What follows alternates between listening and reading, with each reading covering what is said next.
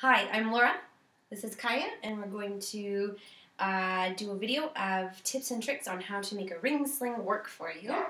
I'm going to put you down for a minute so we can play with Sophie. Okay, so to start, you want to get your shoulder set up. I like mine on my right shoulder.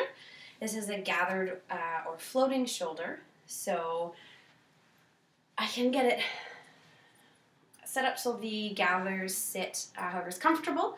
You want the rings to be as high up on your shoulder as possible so that as you're tightening, they fall into the corsage position. Next, what I do is just gather the fabric around so it's nice and tight around my back. And I pull it through the rings. Make sure I'm happy with my shoulder. And then I start to get ready to get the seat prepped. One of the things that people do with ring slings that make it more difficult is actually leaving so much fabric down here that they need to over tighten, and it ends up moving the ring sling, and definitely is one of the reasons why your rings will end up dropping to the middle of your chest. Start with as much of a seat as you need. So for a newborn, it's going to be higher, and for a baby that's bigger, go lower. You can start like at hip level. That's what I use with my 1-year-old.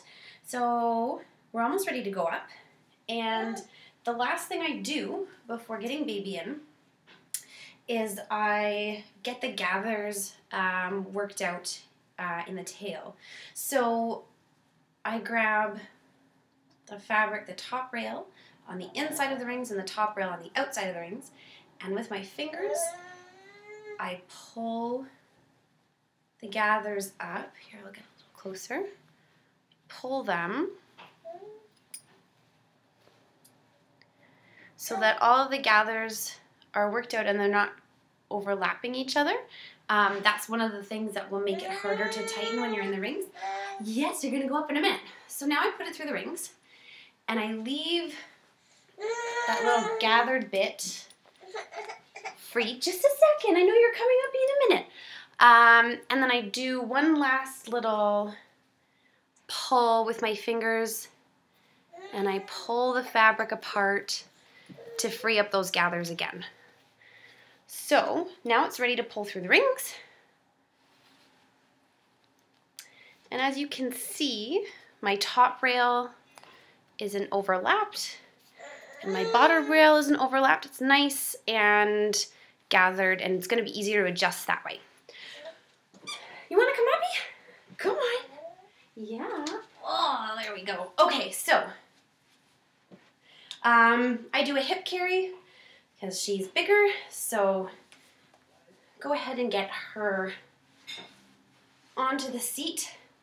Now I do it the same way I do front wrap cross carry, any sort of front carry that has the wrap pass from knee to knee. And then I make sure, so you can see here, it's knee to knee and her bum is nice and low. So you can see that's exactly where I want her to be for when she's being carried in the ring sling. So I don't have to adjust her body at all. I'm just going to pull the wrap up around her. So as you can see, for a newborn, you would have them higher up. It's also going to be knee to knee. Now their bum is not going to drop as low. I'll link to, I recommend wrapping Rachel's newborn in a ring sling video. I think it's great. She uses a lot of the same techniques, and we'll explain it, and she actually does it with a newborn. So that's one to check out for sure. So got her bum nice and low, which also means that I know a lot of people have to pull fabric up between you and baby. This way I don't need to because it's already up there. It's good to reinforce it, especially if your baby's not as flexible and the knee to knee is a little trickier. Especially seat poppers too, you want to make sure that that stays underneath. But if you look and see, all of this is going to be between me and baby, all of the wrap that's underneath. So what this does is it does that part for me. So now what I do is I take the top rail, you have to find it with your thumb. So you kind of have to do this. Found it. And now I release it from under her bum and pull up just enough to get it to her shoulders. So that's my top rail now. As you can see, there's lots underneath of her bum.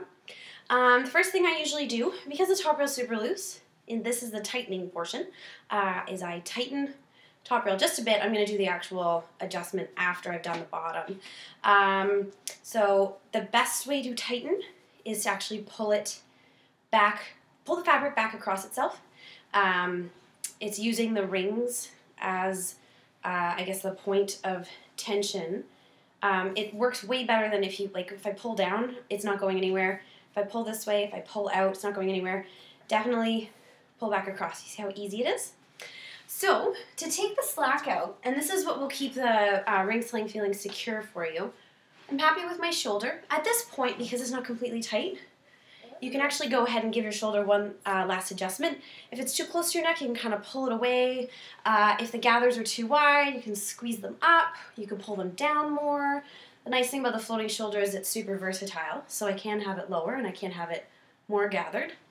So I take the slack out by grabbing the bottom rail. So this is all the stuff that's under her bum, and I pull it, and I pull it along.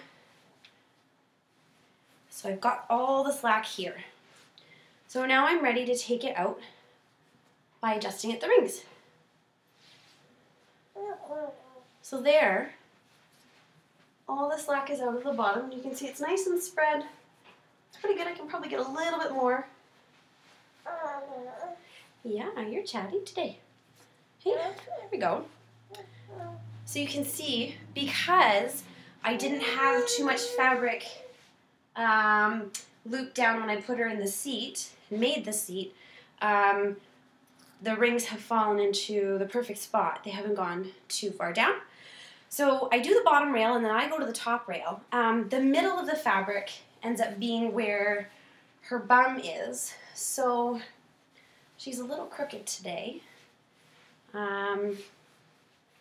That's okay. She seems comfortable. You're comfortable?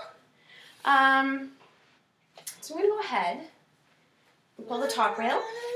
So do the same thing to take the slack out. So you pull from this side. You sit straight.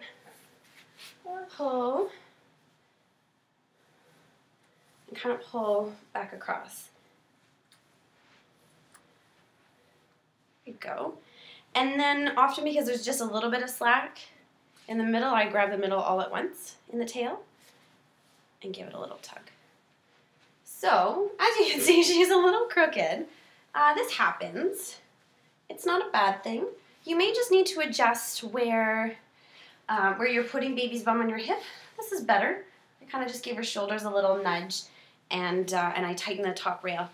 When you have it nice and tight around them, then they'll stay in the same spot. This way she can also just rest her head on my chest. She's nice, close enough to kiss. One thing that people will do if they want more head support, especially with smaller babies, is they'll actually pull more of the fabric up, so you end up with a little less under the bum and a little more up here. And they'll pull the tail back across and roll it up, and then roll that fabric down at the top rail. I don't have quite enough to do it, but just to give you an idea. So you end up with a little bit of just like a shoulder neck cushion for the baby, and that helps keep their head in place, especially if they're going to have a nap. But as you can see, there's still lots of fabric underneath. One last thing that I do, just reach in and pull that. So it's definitely, I can feel it on my belly, I can feel it that it's against her on the inside. So there you have it. There's my tight and comfy ring sling with a happy baby, and I hope that this video has helped in some way. Thanks!